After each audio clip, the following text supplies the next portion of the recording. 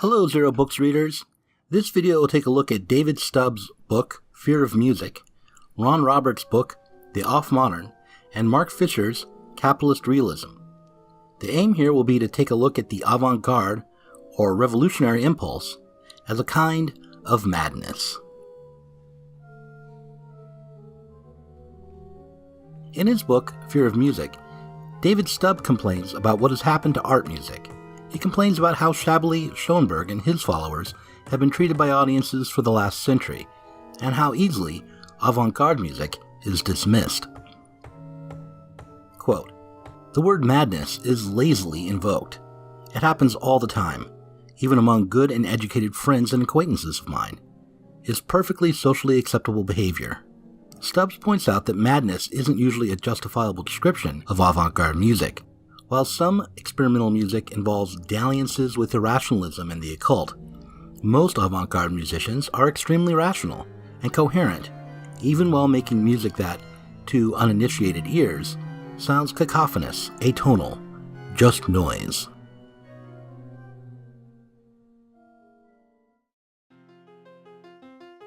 My contention is that avant-garde music has to sound like noise, at least at first. But before we get to making that argument, I want to tell you about my friend Nick. Nick and I worked together in a phone room a few years back, and we got along pretty well because we both took ourselves to be artists of some kind or another. I was this middle-aged writer, not entirely a failure as a novelist, even if I was working in a phone room, and Nick was a young and mostly untested composer. We used to go drinking in downtown Portland after work. We'd get a bit drunk and complain about the state of our artistic careers and the state of the world, often confusing the one for the other. For Nick, the two problems were connected. He felt like the impasse he'd reached as a composer was connected to a larger impasse in art music generally. The 20th century had done a number on art music. Atonal music, especially the music of Schoenberg, had managed to cut art music off from everyday people. The atonal was rarefied and elitist, often ugly. On the other hand, the minimalist reaction to atonality, while being very good for a few composers' careers, was considered by most to be a dead end. Atonality was dead, minimalism was a dead end, and instead of the next movement coming along, plurality had risen up. There was no consensus on where music should go. Instead of a sense of progress, there was a cacophony of sound, going in a million different directions.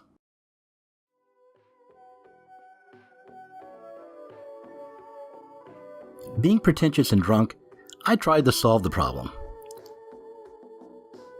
I just tried to solve it by playing Close to the Edit by The Art of Noise over and over again on the jukebox, and by explaining some truisms to him as if they were great revelations.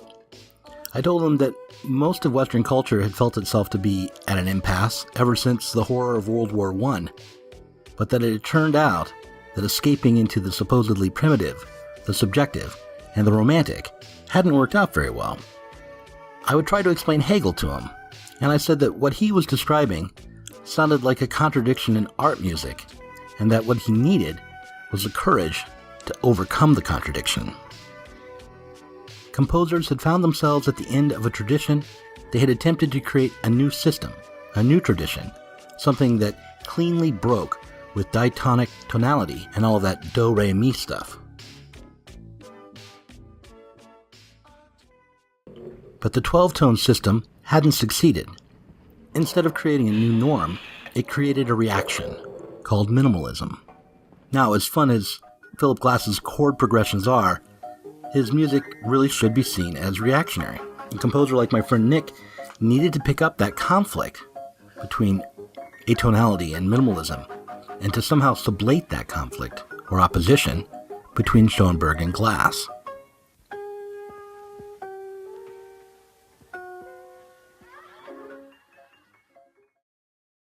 Like my friend Nick, Ron Roberts, author of The Off-Modern, has also found himself at an impasse, not in music, but in psychology.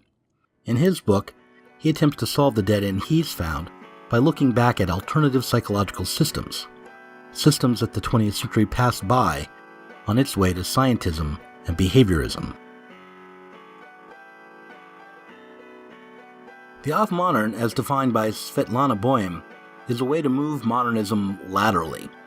It's the off-Broadway version of modernism, picking up on ideas that never fully developed or became widely accepted, even if they did, for a time, become popular. For instance, Roberts reconsiders R.D. Laing in light of the off-modern. Laing was a critic of psychology, even as he was a practitioner of it. Laing's major contribution, according to Roberts, was to recognize that the mentally ill subject might be sane. That is, he placed his patients within social contexts rather than seeking to understand everything about them by peeking inside them as individuals. Quote, "Under current social norms, one is not supposed to realize that one is alienated, that one performs actions authored elsewhere. If, in a moment of awareness, a person claims that they are a puppet, merely responding mechanically and obediently to alien orders, or that their body is an empty shell, controlled by external alien powers, they may well find themselves designated as not in touch with reality, but out of it, and likely diagnosed with paranoid schizophrenia. If the reality of the relationship that one's own actions have to the wider forces of power breaks through into consciousness and produces signs of observable distress, the chances of psychiatric incarceration are elevated still further. So perhaps we should just accept that breaking with the implicit norms of family life, seeing past the limits of tradition generally, always includes the risk, perhaps even the certainty, that you'll end up sounding mad. You'll end up creating noise. This was, in fact, Mark Fisher's position in his book, Capitalist Realism. He wrote that in the 1960s and 1970s, radical theory in politics, Laing, Foucault, Deleuze and Guattari, coalesced around extreme mental conditions such as schizophrenia, arguing, for instance, that madness was not a natural, but a political category.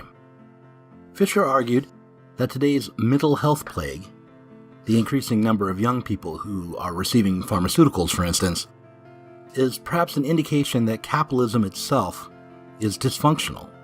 And if we follow up on Laing, those who can feel and see the ways capitalism is malfunctioning are the most likely to seem mad.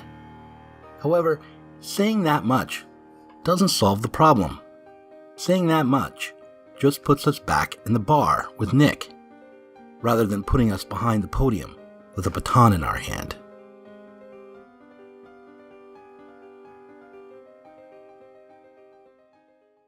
The thing is, you asked yourself, what is this disturbance on about? What is the biofeedback? What is the cybernetic relationship of this disturbance in one person to the system that they're in?